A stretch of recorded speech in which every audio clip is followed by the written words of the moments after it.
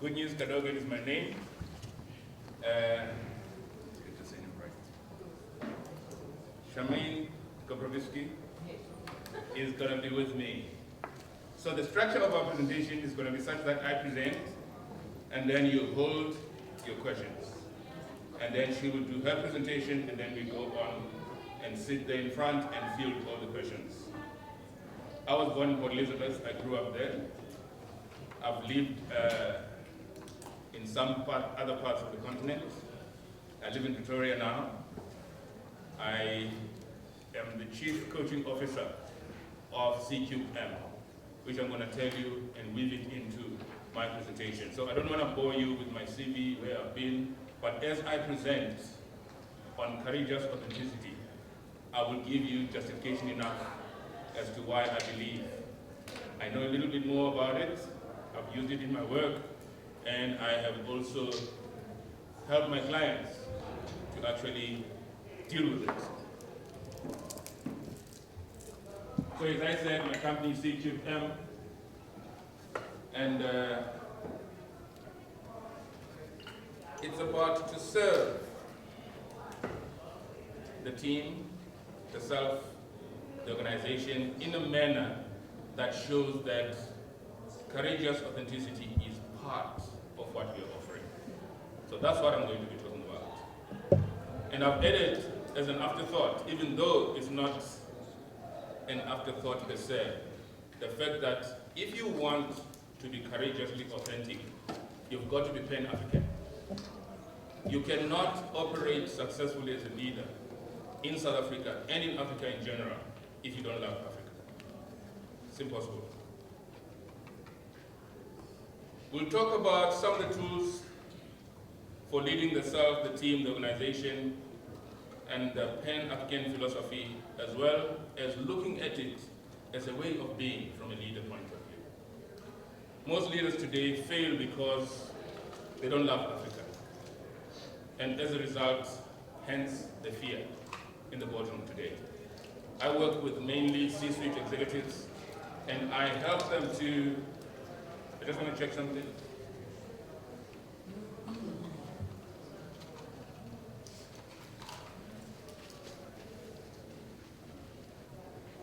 It's a selfie. I'm recording myself.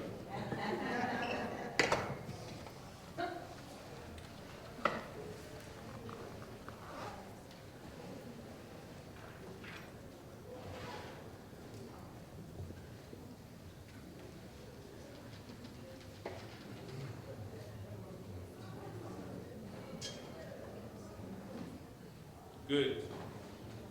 Testing, 1, 2. Thank you. Some selfies are not visible. Yeah, this one is an audio selfie. And we'll talk about that as well, because if you want to be great as a leader, you've got to take a couple of selfies as you lead, so that you can be able to be sure that you are the leader that you wish to be. So if you don't take a selfie in the morning, a selfie in the afternoon, a selfie in the evening, you may not know what kind of a leader you are. So in the end, for me, the trigger for interest in courageous authenticity has been my life. Firstly, my personal life, because fear is something that has always been there in the family, it's been there with friends, work life. I'm one of those people they would refer to as a career marauder, someone who has moved around quite a lot, from the hard sciences into the soft sciences, from the public sector into the private sector, in and out of it. So electrotechnical engineering, manufacturing, HR, quality and strategy, public administration, consulting, coaching and mentoring have been the things that have always reminded me that courageous authenticity is important. Courageous authenticity I test for and search with my clients as a pre-coaching assessment. So because it came up and still comes up as a major impediment to growth and leadership effectiveness, it led to a situation whereby I even set up an NGO to deal with it. It's called the Center for Courageous Authenticity in Leadership. But we have to improvise, otherwise it's going to wait forever.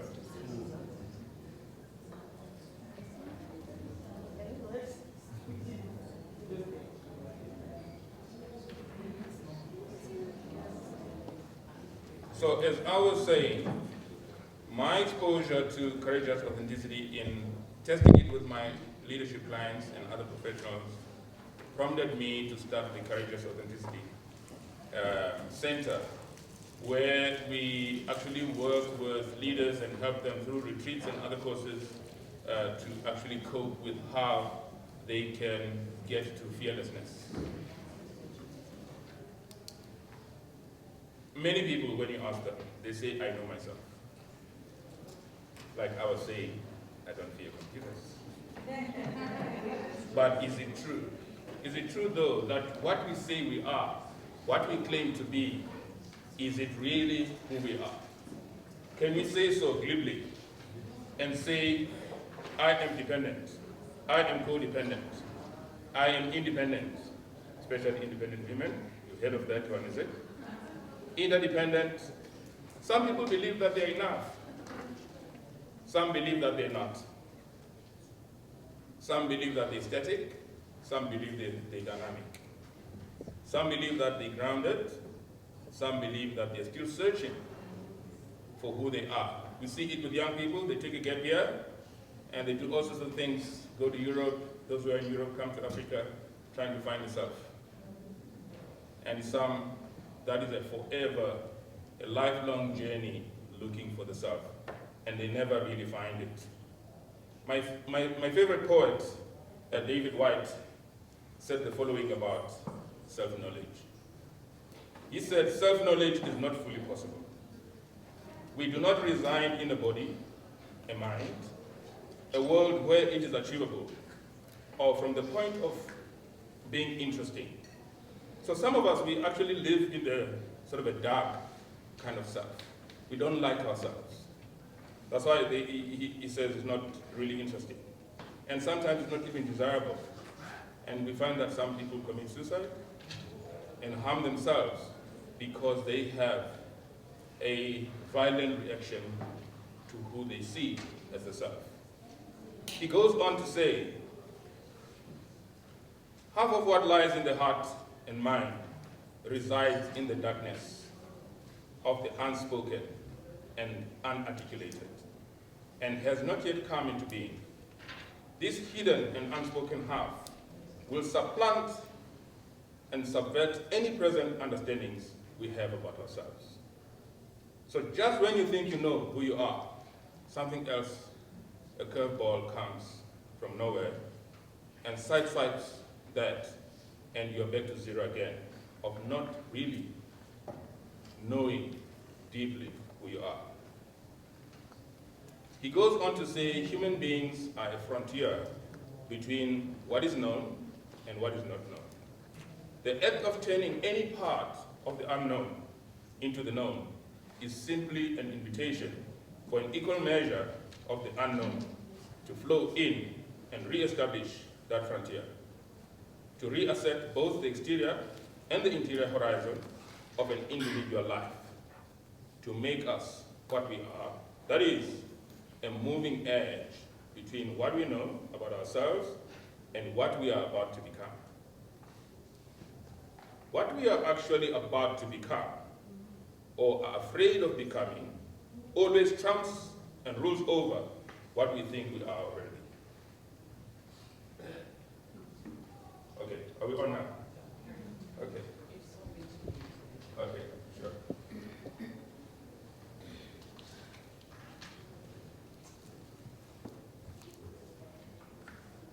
Is the self so obvious to itself? Is the self so obvious to itself? The hope that a human being can achieve complete honesty and self-knowledge with regard to themselves is a fiction and a chimera, the jargon and goals of a corporate educational system brought to bear on the depth of an identity where the rate of organizing language cannot run.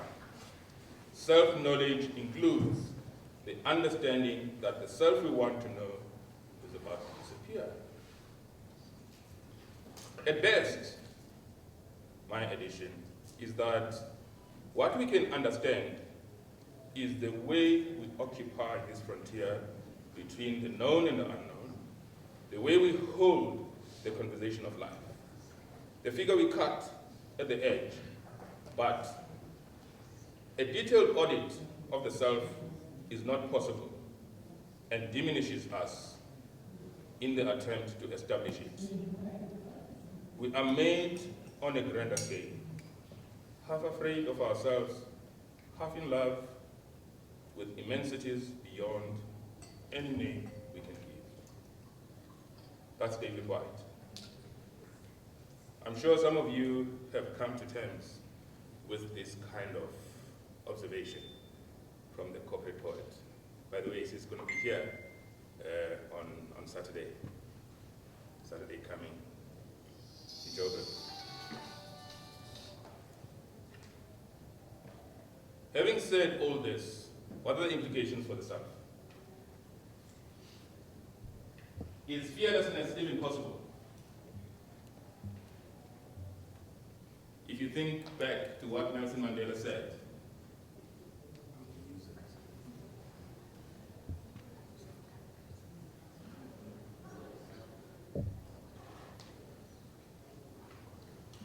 if you think back to what Nelson Mandela said, he said, courage is not the absence of fear. When we launched the Center for Courageous Authenticity in Leadership,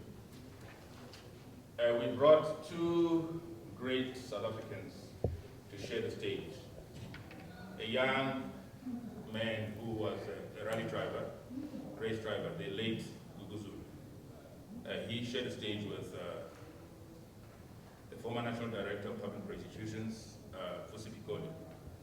It was an unbelievable combination of two individuals who were great in their own right, but different at the same time. When Guguzulu spoke there, he spoke about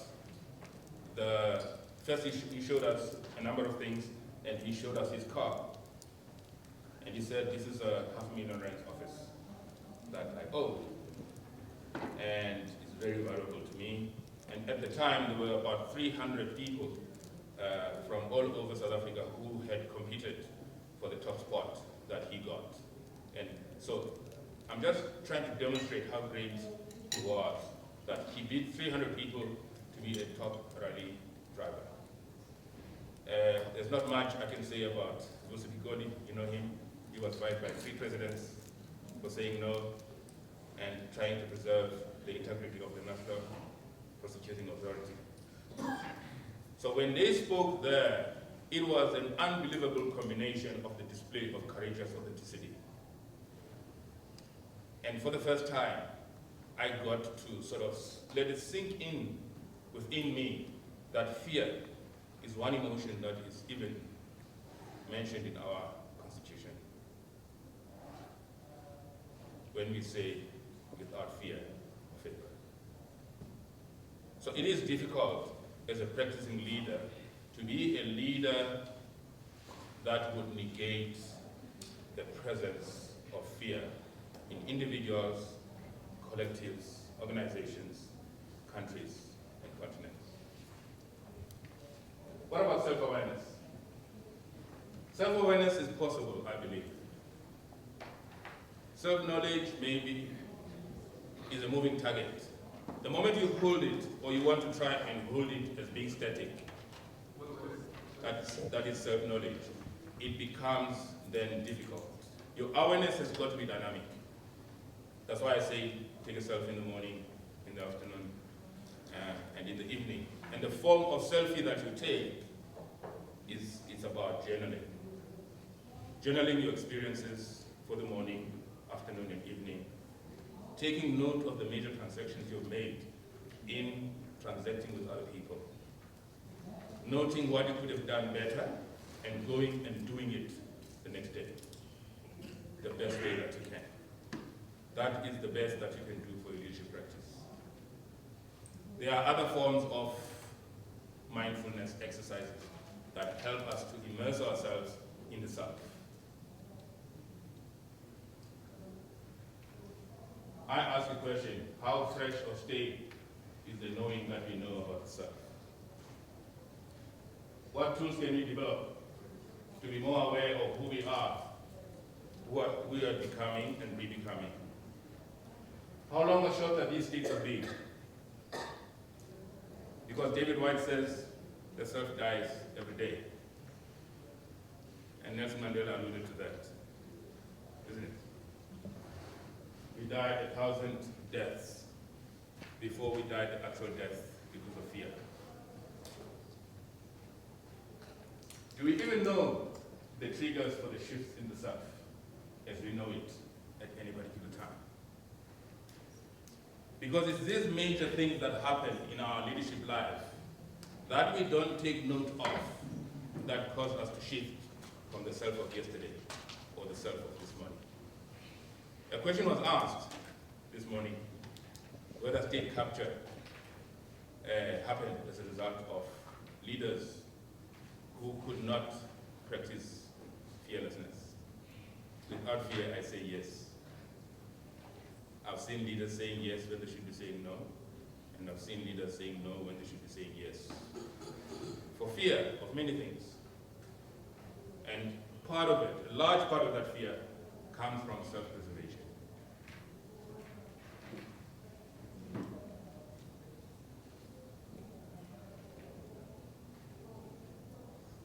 Here are some points to ponder as we consider our sanity before authenticity. There is hope for those who want to take snapshots of the self. Because then you can have this dynamic knowledge of who you are and you can act on it as it hits the deepest parts of your body. There is always light. There is always the light and the dark side of self. What makes us to know less about ourselves is that we don't want to know the dark self. Because it is painful to deal with the dark self. We would rather go on a mountain hike, go to the bush, explore every corner of the earth, and never want to go right in there and see what lurks in our hearts and in our minds. It is okay to declare, I do not know. When people ask you, why good news did you do that? You may not know at the time, but given time and reflection, I may get to know why I did what seems to have come from my dark self.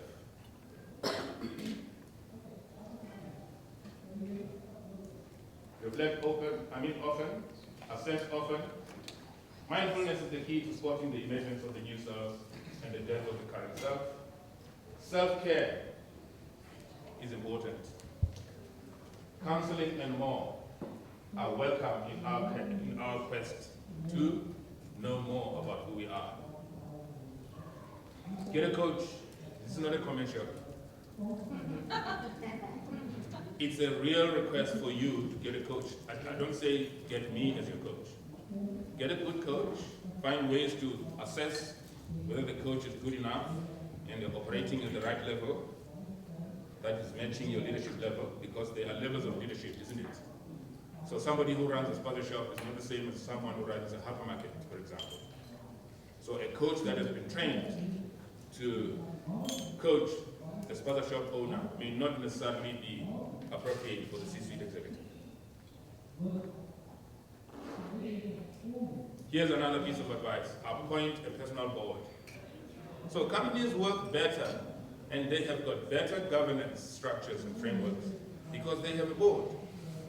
But some of you command so much impact in society that it's actually risky and actually sort of careless not to have a board that looks after you. There's a lot of information that is available on the net about how you can set up your own board. And if that board is comprised of good people, you should not be paying them a cent to sit on the board. I have got a person on each continent that works with me and helps me to be great. And I don't pay them. But I do things that make it worthwhile for them to serve on my board. So it's a quid pro quo kind of barter system whereby I make it worthwhile for them to serve me. If they require payment, they are not mature enough to take care of your destiny. And they're not big enough to be able to support you to be the kind of leader that you want to be.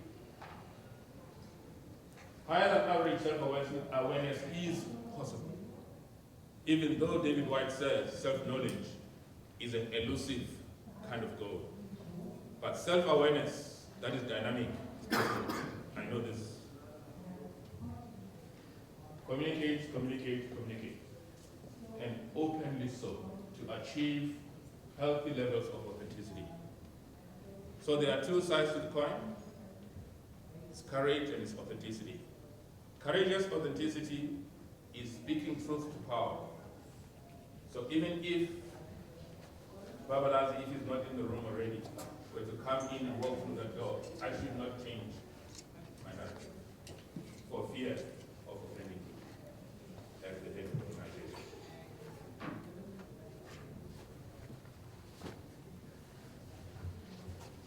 Is change possible? We're going to fly from now on. When we are born, we become egocentric. Those of you who have raised babies, they cry any time of the night. They want anything they want, any time of the day.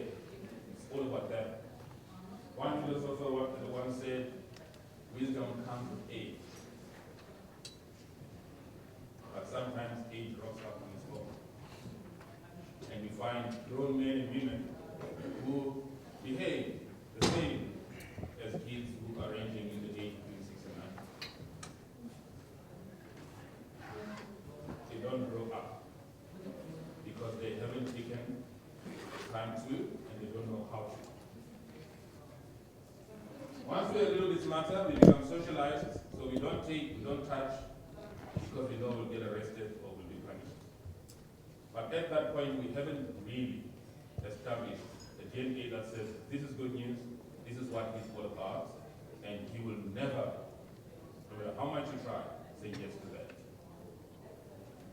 It's only at that point when we become creative.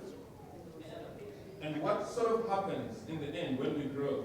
We grow in our skills to be able to do certain things, but on the other hand, we grow in our ability to be aware of what's happening around us.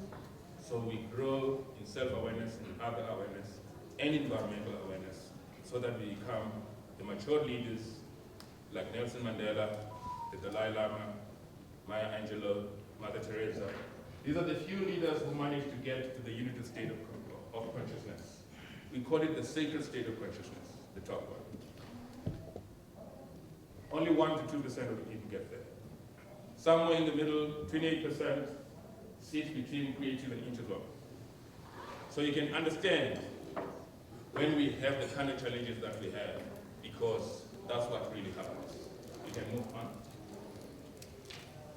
If we really want to change, we've got to pay attention to what sits within us, so that we can be able to display the skills, the behavior, and the peak performance that is required for us to be courageously authentic, to serve the self well, to serve the team well, to serve our organizations well, to serve our country well, and to serve the continent, such that it doesn't become what it is today.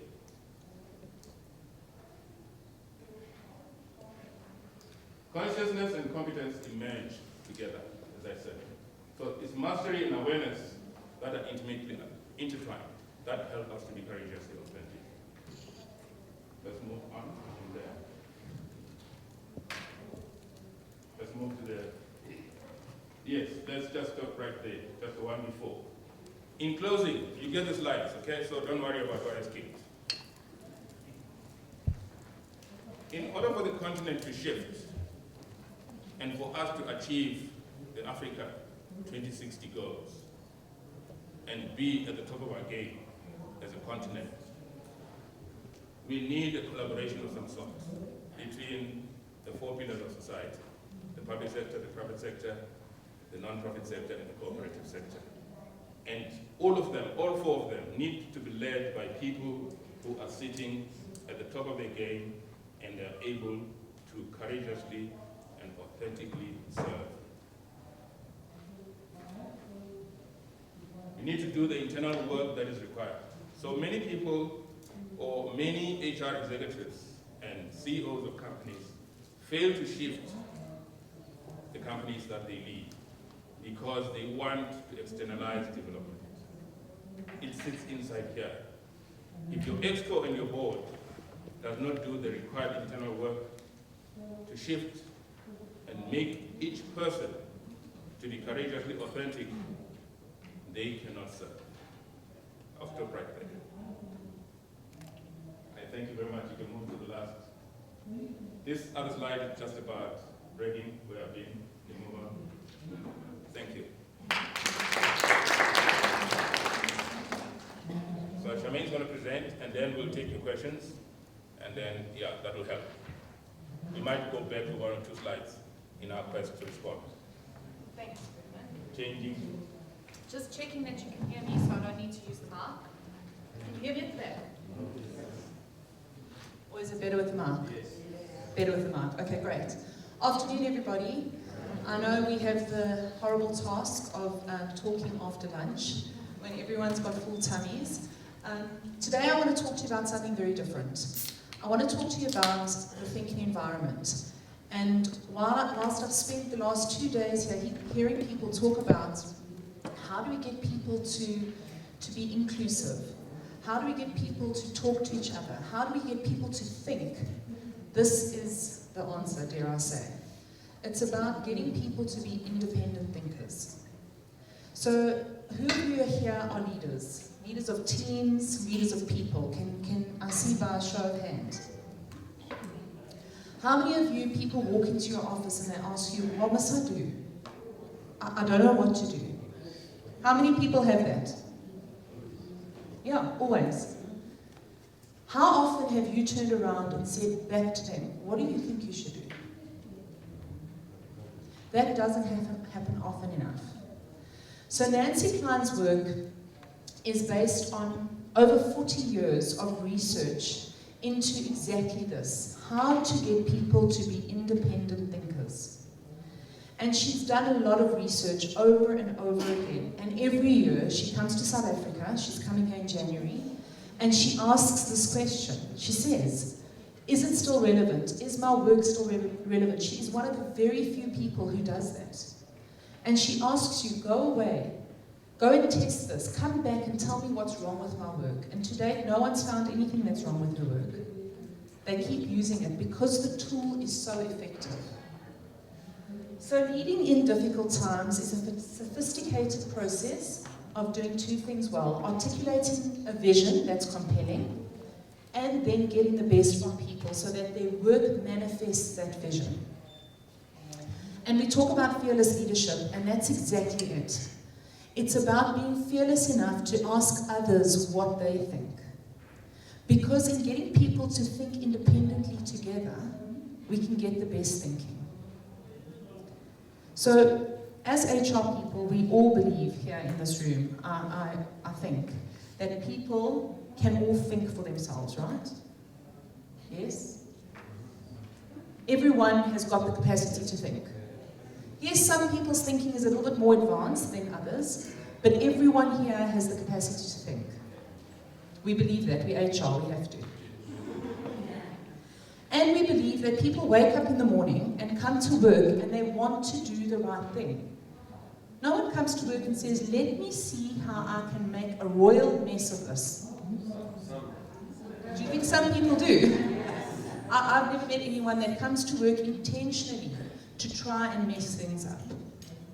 Something happens along the way in their job or in their day, and like Goodman said, people make a mistake and they sometimes don't know why they made that mistake. But generally people come to work with the intention to do well and to give of themselves. So it's about finding, how do we harness that magic? How do we bring a whole self to work? How do we get people to collaborate?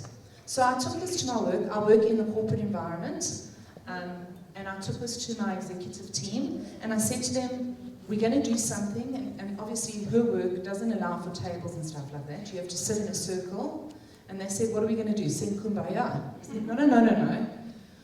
We are going to talk to each other and respect each other.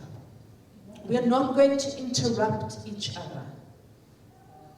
Who has been in a meeting where they have been interrupted? Who? There's only 2 people putting their hand up, right? You start talking and somebody jumps in. The loudest person in the room, the one with the strongest personality, they jump in. And they very quickly take over from where you were talking. How does that make you feel? When you interrupt someone, when you finish their sentences for them, you are saying, I know better than you. Try not to interrupt people. It is so hard. I'm not a patient person. I will admit to that. I'm a very impatient person. I work with 2,400 people. It is very hard for me not to interrupt people. Very difficult. But when you practice it, you will see how sometimes your bias in your head thinks you know what they're going to say next, but actually you don't. And sometimes when you don't interrupt somebody, you are astounded at where they go next. And this is what Nancy Klein's work is all about. So her 35 years of research has been around, and I want you to ponder this. The quality of everything we do depends on the quality of the thinking we do first. This statement has very powerful implications. So the consequent question to that is, what does it take to help people or to help each other to think well for themselves? What does it take? And over her years and years of research, she found that the single most thing that helped people to think well for themselves was not about IQ. It wasn't about knowledge. It wasn't about skills. It wasn't about education. It was about how people were being treated by those around them. I'm going to say that again. It's about how people are being treated by those around them. Have you been in a room where somebody asks you a question and then they stand and they look at you and then, How does that make you feel? It puts you under pressure. It puts you on the spot. It unnerves you. When was the last time you were truly asked the question, what do you think? And the person sat back, relaxed, and looked at you and waited for you to do your best thinking? Who has been in that situation? No one. So she's done years and years of research, and what she found was there were 10 components that needed to be present for people to truly think for themselves. And I love one of her quotes that I've put at the bottom here. It says, one of the most valuable gifts we can offer each other is the framework in which to think for ourselves. When these 10 components are present, people can think brilliantly for themselves. I'm not going to go through all 10, but I'm going to tell you about the four of them, which are most important. And I want us to try and practice this today. So when you told me that I needed to give you the ability to practice some of the tools that we spoke about today, and we're going to get that opportunity to do that. So attention, it's about listening with palpable respect and interest, and without interruption. The quality of your attention profoundly affects the quality of another person's thinking. As a thinking partner, you must be more drivingly interested in what is real and true for people than you are frightened of being proven wrong. As a thinker, knowing you will not be interrupted frees you to truly think for yourself. And this works. I've seen it in my organization. Johnson & Johnson attributed profits directly to implementing the thinking environment in their working space. Equality. We heard a lot today about how treating people equally matters. So treating people, each other, as thinking peers, giving equal turns and attention to each, keeping agreements and boundaries, even at work, even in hierarchies. People can be equal as thinkers. And I proved this in my working environment. We have call center agents that collect debt. Yes, they jump out of bed in the morning to come and collect debt from people who really want to pay. No one says to them on the telephone, "Thank you so much for phoning me and reminding me to pay my debt. Of course I'll pay you at the end of this month." So they've got a very difficult job. And we hire matriculants, and then we put them on a 5-week course, and they come out of there being debt recovery agents, and they're able to go on the telephone and deal with wonderful people on the other side. So I went to them and I asked them a question. I said to them, how can we improve our RPCs, which is our right party contacts? And we did a thinking environment around it. They all sat around a room. No one spoke twice before anyone spoke once. And I got a whole list of answers. And I went to my executive team and I did exactly the same exercise. I asked them exactly the same question. And these are people with masters, with years and years of working experience. Do you know what? The answers were exactly or very similar. And when I took them back and I showed it to them, they could not believe that. They couldn't believe that the answers were the same, around exactly the same question. And here's matriculants, guys that are in their 20s, and ladies and gentlemen that were in their 40s and 50s. They had years of experience of running businesses, had exactly the same answers, which shows you that thinking is similar, no matter what your level. Ease, offering freedom from internal rush or urgency. Ease creates and urgency destroys. Our lives have become so urgent. We're all on this urgent train. We heard earlier from our speaker before lunch how to slow down. Take time to think. And time, funny enough, if any of you looked, is not one of these things on her 10 components. Time isn't one of them, but time is a byproduct of them.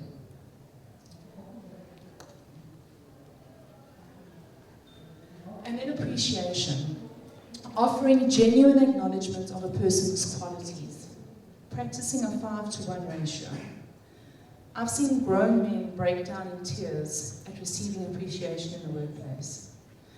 Because I think in this day and age, particularly in the South African context, we are so quick to criticize, to point out what's wrong, what didn't go right.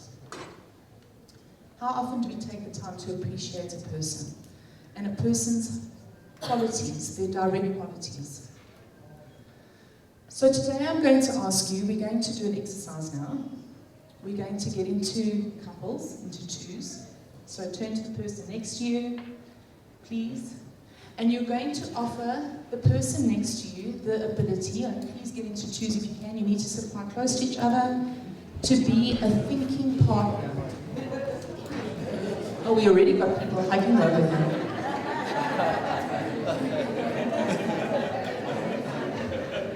So I'll set you up if you don't mind. And while we do this, it's very different. It is very different to having a conversation. This is not a conversation. I'm going to put the questions up that we're going to ask, but it's not a conversation. The person that is thinking is going to be talking. The other person is just going to be deeply interested in where that person's thinking is going to go. You're not going to answer them.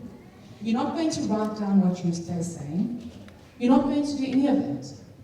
You're just going to sit and hold a space for them to do their best thinking. This is confidential, guys, so don't worry. No one's going to walk out this room and go say, "You will never believe what that woman said to me." So we're going to pull on your HR confidentiality, not transparency that we heard about yesterday. So to be interrupted is not good, but to get lucky and not be interrupted is better. To know you will not be interrupted truly allows you to think for yourself, and that's what I want you to do today. So there's 2 questions. The first question is, what would you like to think about and what are your thoughts? And thinker, allow yourself for the first time to have the ability to go wild with your thinking. I know this might be a stranger that you're sitting next to. You might never see this person again, it's fine. Just go wild with your thinking. The listener, try not to, you're not going to answer them. No matter how much it kills you, do not answer them. Just listen and pay attention to what you're saying, what is being said in your mind while you are listening to them. So you're each going to get 3 minutes each way. I will stop you after the first 3 minutes and then you'll swap around the other way. Everyone understand?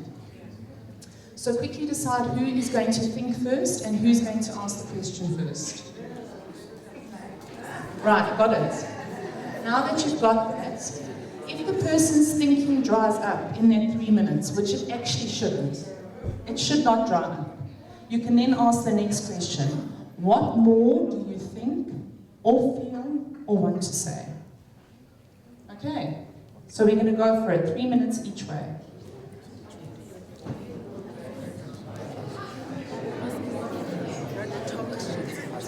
Okay, the first 3 minutes starts now, so thinker, the person that's holding the environment is going to ask, what would you like to think about and what are your thoughts?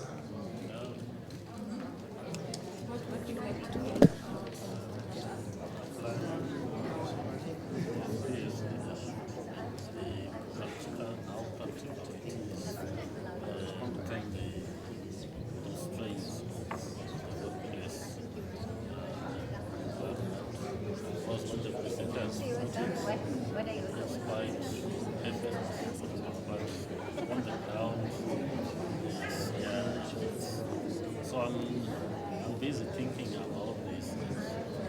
These are good ideas.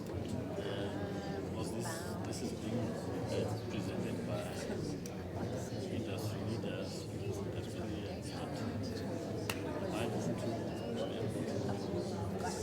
walk the talk.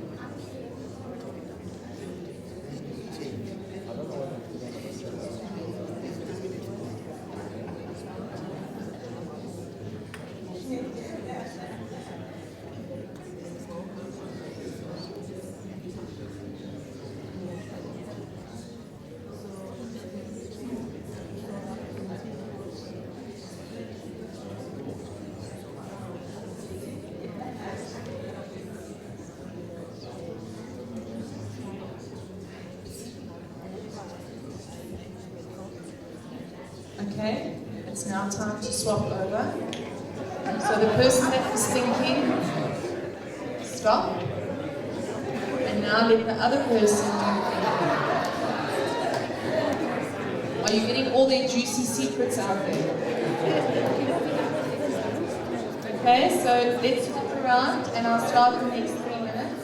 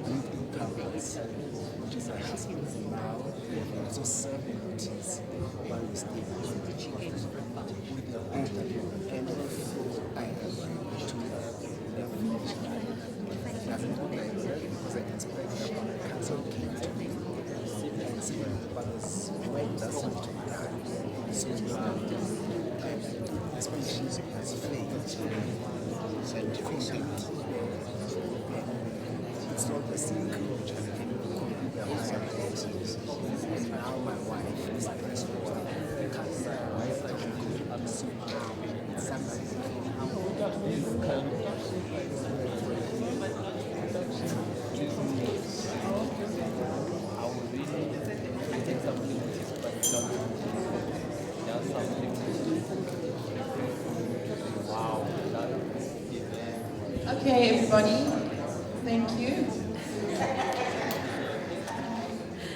So, can you graciously thank your partner by being appreciative of one quality in them? I know you don't know each other for long, but a quality that you just observed in them while they were listening to your finest thinking, or whilst you were listening to their finest thinking. So I appreciate XYZ in you. That's it. Can we do that quickly?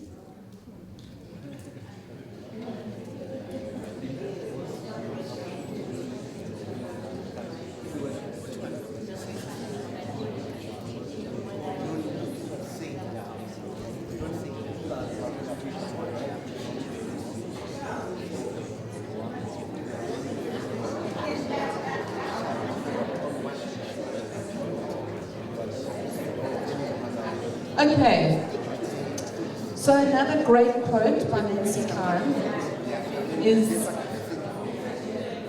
"Can I appreciate all your vigor and ask you to please turn your attention back to the presentation because we're going to run out of time.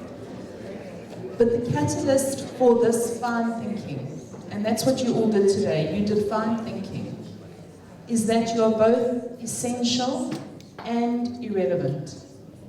You matter profoundly because you do not matter at all. You are essential and irrelevant. You matter profoundly because you do not matter at all." So I see some puzzled faces there, thinking I had a little bit of wine at lunch. I didn't. What this means is that you are essential in that you have to hold the space for somebody to do their best thinking. But it's irrelevant what your thinking is, because you are concentrated on where their thinking is going.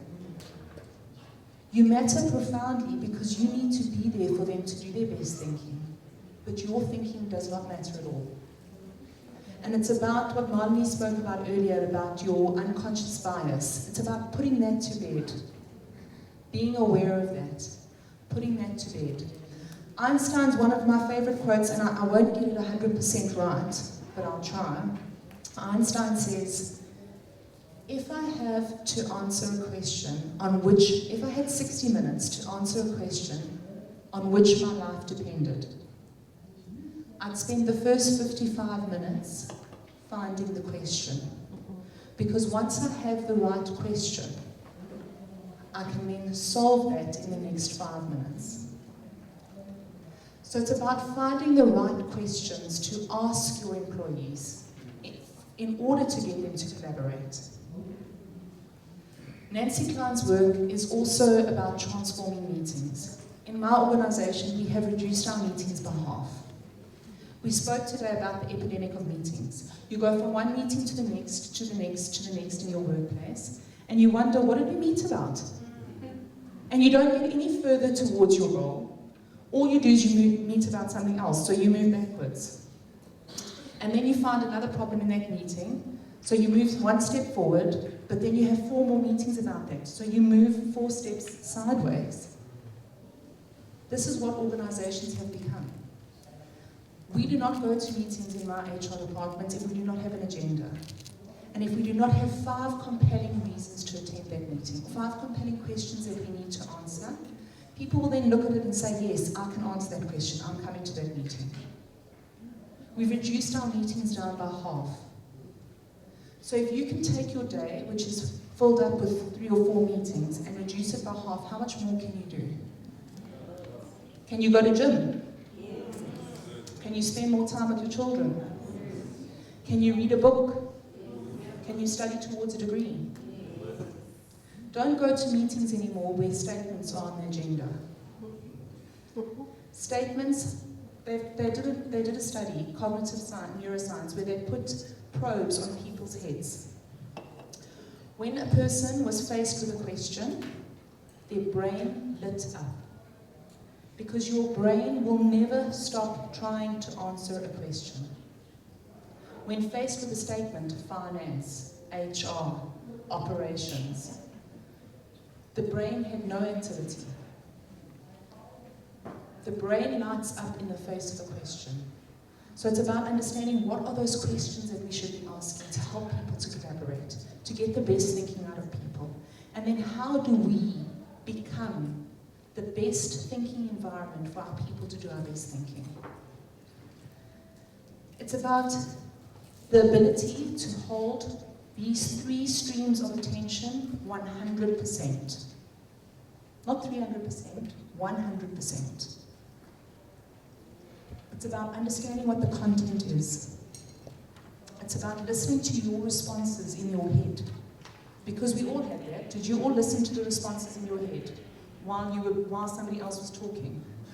Didn't you hear yourself saying, I know exactly what she's going to say next? Or yes, that's exactly like me. I understand exactly what he's talking about. We all do that. And then the third stream is about trying to hold those team components for the person to do their best thinking. Lastly, when would you apply the thinking environment? A more apt question is, when wouldn't you? When would you not want to spawn and harvest the best ideas? When would you not want to release people's best contribution? When would you choose to settle for mediocre ideas and demotivated co-workers? And when would you not want people to actually practice corporate values of inclusiveness, respect, collaboration, integrity, and innovation? Surely never. It follows then that the thinking environment is productively applied to any moment when human beings are communicating. To date, we have found no human interaction that cannot be improved dramatically by setting up a thinking environment as its infrastructure. For those of you who are interested, Nancy Klein, who is in her 80s, will be here in South Africa in January to do a masterclass around the thinking environment. She's written 3 books, Time to Think, More Time to Think, and Living with a Time to Think. And she'll be in Johannesburg and Cape Town in January. Book fast because she only has 20 people in the room. And the reason she only has 20 people in the room is so that she can connect with you and offer you the opportunity to be in her thinking environment. Thank you.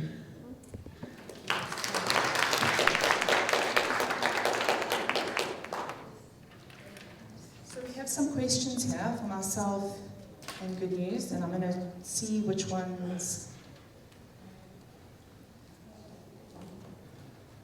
Okay, so there's some statements here.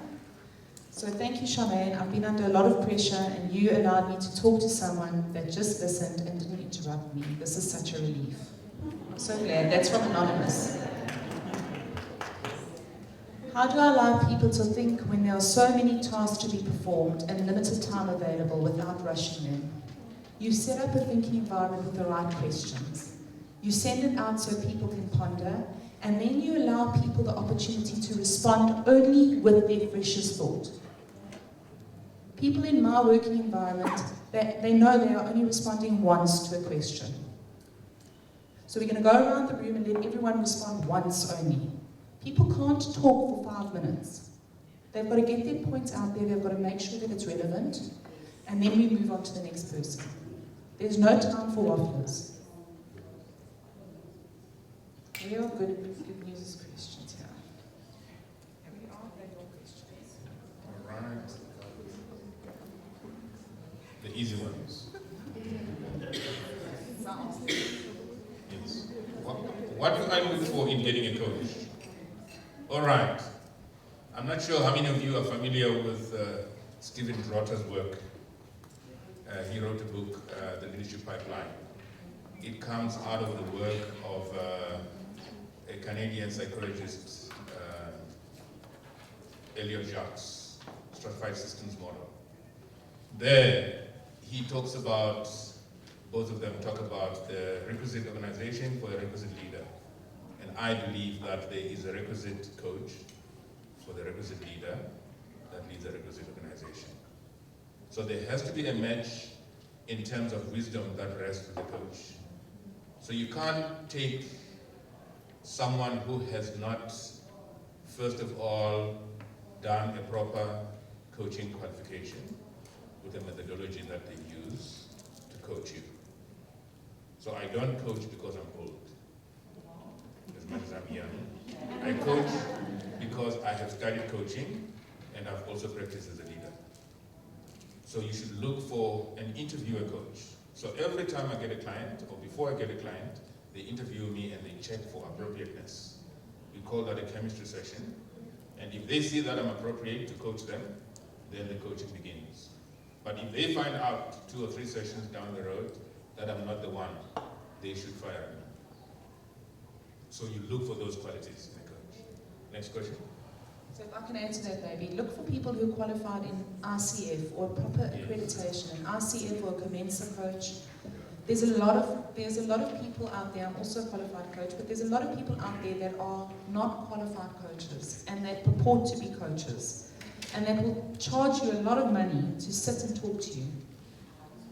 Find a proper coach, go onto a website, do your investigation, and find somebody who is reputable. So the professional organization helps for standards. Because we belong to Commensa, we belong to ICF, and 1 or 2 others, we then keep those standards. It's not just the quality of coaching, it's about confidentiality as well. So I can't like have a few drinks and then start talking about my clients. Another question for you, is NSDP replacing NSDS in the new landscape of CETAs? I'm not very familiar with that. I don't know why that question's on here. Right, another question. But I will find out. What do you think needs to be done for new leadership to rise and take their position in organizations and society? Well, it's a very kind of a difficult question to respond to, because nowadays leaders are recruited into positions that they are not ready for, and they are not well trained for. It's sometimes in family-owned businesses, because they are the family member, they become a leader. And you find in certain situations in the political environment, because they're well connected, and the politics, not just the politics of politics like the one they want to remove in this week, but it's more around even the politics of organizations. So sometimes you may find that because you have a certain style of leadership, you move up the ranks quicker than other people, because you can handle other people the way the boss wants you to handle them. So it is important to actually define a leadership ethos for an organization. What are these things that we want to see? What is the archetype of the leader of this organization? And how does it fit within the industry? And if this person were to be the CEO, would he or she be respected by his or her peers such that they become the leader of the industry body in which they operate? Those are the kind of things that we consider, so that in the end, you become a respected equal amongst equal. That's the most important thing. For me, it's about leaders treating people not like a computer, but like a human being. And to be a leader today, you have to embody and take something away from every presenter that spoke to us today. It's about seeing people as human beings, being compassionate, being empathetic towards people, understanding people, wanting to really listen to what people have to say. Another question on here is, how do you get people motivated? I can almost guarantee you, if you implement this thinking environment work with a team on a project, just try it on a project. Get people together in a room and just say to them, this is our target, this is what we have to do. I'm going to give each of you 5 minutes to think about it, and then I'm going to go around and get your freshest thinking on how you think we can do this. Write their answers down on a piece of paper, in your handwriting. That shows them that you are interested in what they have to say, and use their exact words. Write it down and say to them, if you have to, because I know there's still wafflers out there and they need to learn how to shorten their thinking, but say to them, you're each going to have 2 minutes to give me your best thinking. Take it down, and then say, right, thank you everyone, we've got 10 things down here. If you had to choose one and you can't choose your own one, which one would you choose to go forward with? Very quickly you'll see which is the majority votes and take it forward. Just try it. Try it with a small project. You'll see how much more people are interested in that project and invested in the project because they feel that they've contributed towards it. Okay. I have only 2 words to answer that question. Passion and purpose. Find out what their passion is, link the organizational or the team purpose to their own personal purpose. Then you'll motivate. Thank you, everybody.